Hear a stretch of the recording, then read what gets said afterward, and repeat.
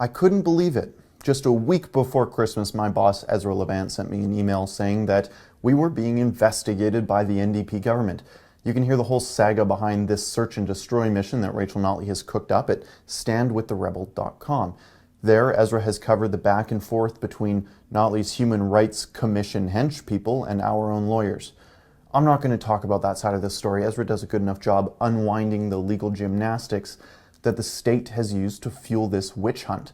Instead, I want to talk about how we got to this point where Rachel Notley is sending commissioners that have only ever existed under her own premiership after right-wing media groups.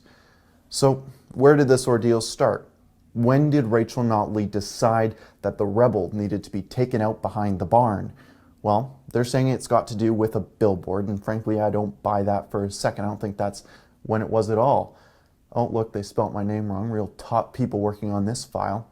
Sure, the left has had a bone to pick with Ezra literally for decades, but I think that the Alberta NDP decided that the rebels specifically needed to be dealt with when my colleague Sheila Gunn-Reid published the Amazon best-selling book, The Destroyers.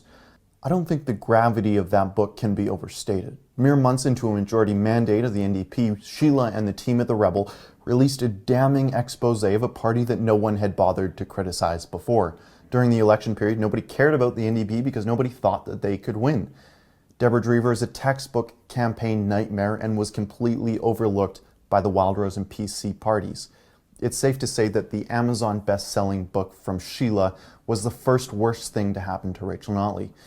That's where it all started. Since then, we've had our reporters kicked out of the legislature by Rachel Notley's armed guards.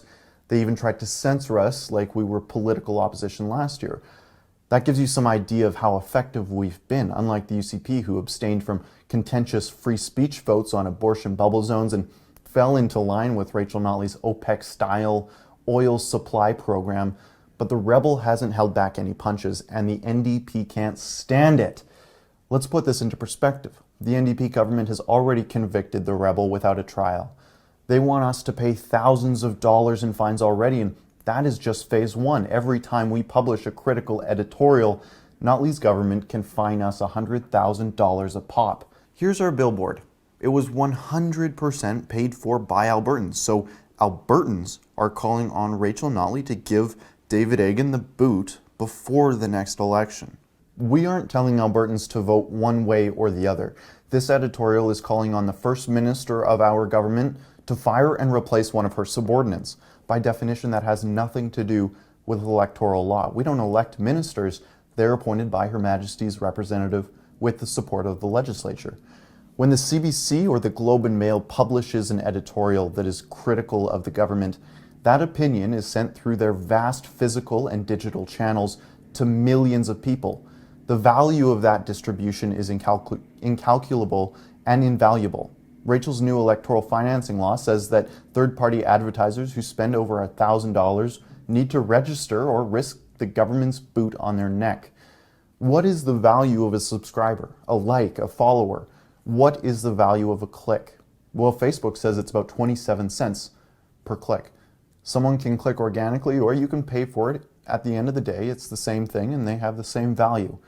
At 27 cents a click, any editorial receiving over 3,700 views amounts to about $1,000 in network value and distribution value. There's no reason that Postmedia or the Globe and Mail should be exempt from these rules and the Rebel not be as well. What is the difference if it's on a computer screen, a billboard, a newsstand, or YouTube? It's 2019, things are changing. In case you needed more proof that this witch hunt is politically motivated, do you remember those We Vote CBC lawn signs that went out in 2015? Yeah, those were funded by the Friends of Canadian Broadcasting third-party advertiser. They're also pretty well known for trying to hike your Netflix bill with a federal tax. Anyways, their campaign was mounted in the middle of an election and targeted only in conservative ridings that had a chance of flipping left. It was logistically complex, costly, and blatantly political.